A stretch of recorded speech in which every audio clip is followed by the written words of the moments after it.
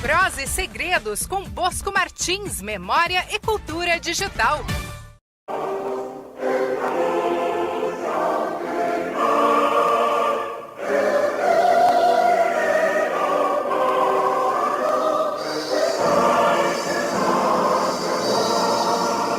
Confira neste bloco a ilegalidade do PCB, a era Vargas e a relação de Apolônio com o Cavaleiro da Esperança, Luiz Carlos Prestes.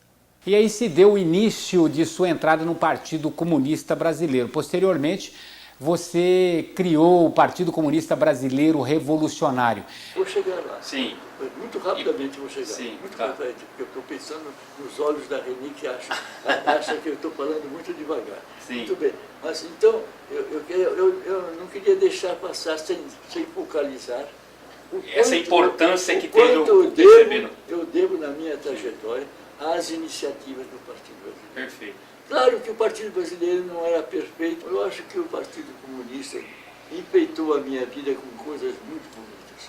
O Partido Comunista Brasileiro, porque me convidou para ir para a Espanha. E isso representa uma das coisas mais, digamos assim, compensadoras, mais estimulantes, mais valiosas na minha trajetória, porque combater por uma república agredida por dentro e por fora, apoiada no povo e sob ideais muito próximos dos que eram os ideais das forças de esquerda no Brasil. Né? Depois disso eu fui para a França e a França continuava a luta contra a ocupação militar alemã. Sim. É a luta de libertação do povo francês, sob a presença muito ativa também do Partido Comunista Francês, que também me ajudou muito. Eu tenho um grande carinho pelo Partido Comunista Brasileiro, mas eu também fui formado pela geração de comunistas dos anos 30. Eu estou no Partido Comunista entre 1937 e 1967, são 30 anos. Eu pertenço à faixa dos comunistas dos anos 30, que éramos profundamente religiosos nas nossas ligações partidárias, que tínhamos os olhos fechados para tudo que não fosse belo e luminoso no partido, que acreditávamos em tudo que diziam os dirigentes, que não tínhamos o mínimo espírito crítico.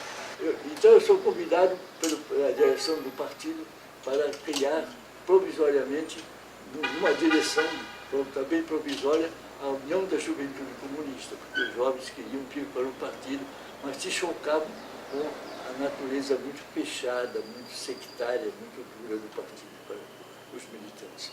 Então queriam uma União da Juventude Comunista e achavam que eu podia ser o presidente, e eu me identifiquei muito com essa função. Mas só estive na frente da Juventude Comunista durante um mês, porque os generais não admitiam. Prestes teria dito: fecharam a União da Juventude Comunista porque não tem força para fechar o PC. O Partido Comunista seria fechado uma semana depois, a 7 de maio, pelo próprio governo Dutra. De maneira que aí entramos num período diferente, vai marcar a minha segunda militância, que é uma militância na clandestinidade, Certo. isolada da sociedade, porque o Partido Comunista entendeu muito mal as decisões do Supremo Tribunal Eleitoral, que apenas tinha cassado o seu registro eleitoral. O partido podia continuar a existir como uma organização recreativa. Só não podia disputar a eleição. Só não podia disputar a eleição. Mas o partido considerou que aquilo era o início do anúncio de uma repressão violenta e caiu também numa clandestinidade levada ao extremo, ao absoluto. Então isso faz com que nós tenhamos os anos 50 como anos de chumbo. Sim. E a reação dos companheiros também foi dura, em relação ao Prestes principalmente? Ele também não entendeu isso, a criação de um outro partido? Não, acho que o Prestes pula um pouco, não chega assim. O companheiro Prestes foi o responsável por essa orientação fechada Sim. e extremada, inteiramente identificado com ela. Certo. E o Prestes era uma figura excepcional no partido, ele era a vontade suprema do partido. Ouvia os companheiros, mas os companheiros ouviam muito o que ele dizia antes. Então, até aí há uma uma condição de clandestinidade em que o próprio Prestes mergulha e desaparece durante anos e anos, até que, em 58, Juscelino abre uma era nova. O Partido Comunista pode ser reabilitado como organização política geral, desde que ele abandone alguns dos temas de seu programa. Por exemplo, a ditadura do proletariado, por exemplo, o caráter violento da revolução, etc. E tal. E então, o partido adquire uma espécie de semi-legalidade, que vai de 58 até 60, que cresce relativamente com a subida ao poder de João Goulart e também continua crescendo, mas de maneira isolada, viu? Depois de 62, já com o governo presidencialista de Goulart, até 64, quando vem o golpe de Estado. E como que ficou a tua cabeça, Apolônio, depois que o Prestes, esse mesmo Prestes, acabou convocando o próprio partido a apoiar Getúlio? Você acha que foi um equívoco esse apoio? Eu acho que não. Não, né? Eu acho que, afinal de contas, é necessário unir, a um momento dado, todas as forças que possam trazer algo que seja ao programa, ao plano, ao projeto de mudanças da sociedade. Se o Getúlio trazia, e naturalmente Getúlio estava cercado de forças muito poderosas e todas elas muitíssimo conservadoras.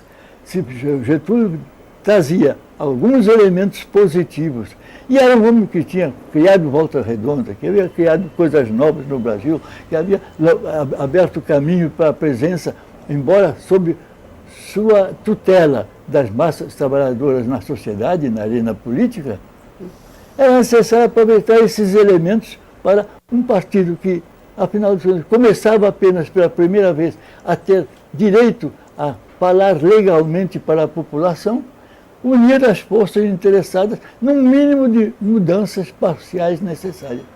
O problema é que, até essa época, eu acho que o erro não era do Partido Comunista Brasileiro. É um erro que vem desde o Manifesto Comunista com Marx e Engels.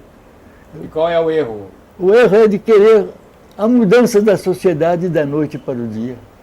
É querer a mudança da sociedade através de algo que seria utilizar uma crise política das classes dominantes e ao mesmo tempo infiltrar-se nas condições novas para mudar sem apoio efetivo e consciente da população.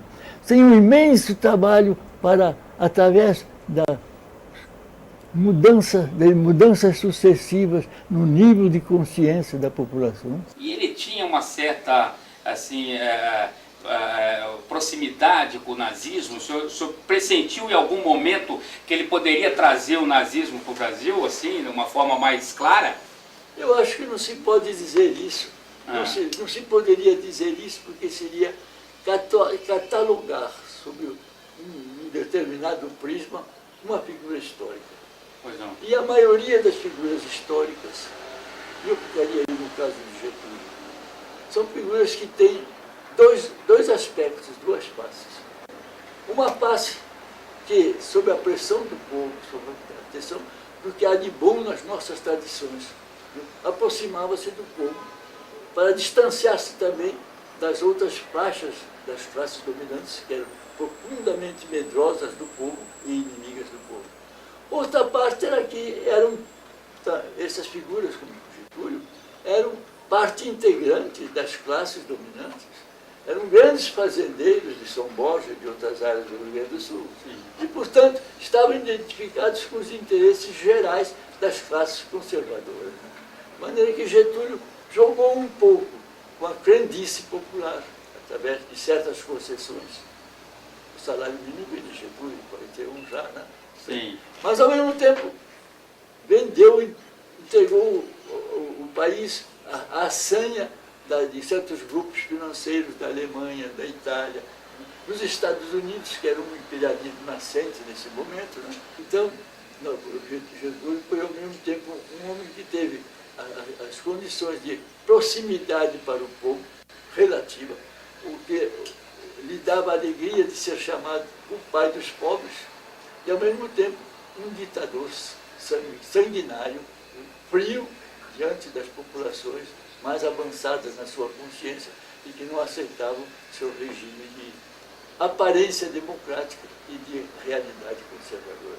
Você vai ver a seguir, preso em 1935, Apolônio vive com centenas de outros presos políticos, o drama retratado por Graciliano Ramos em Memórias do Cárcere.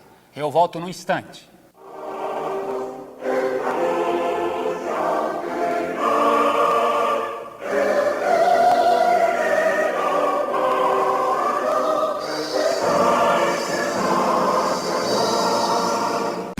Prosa e Segredos com Bosco Martins, Memória e Cultura Digital.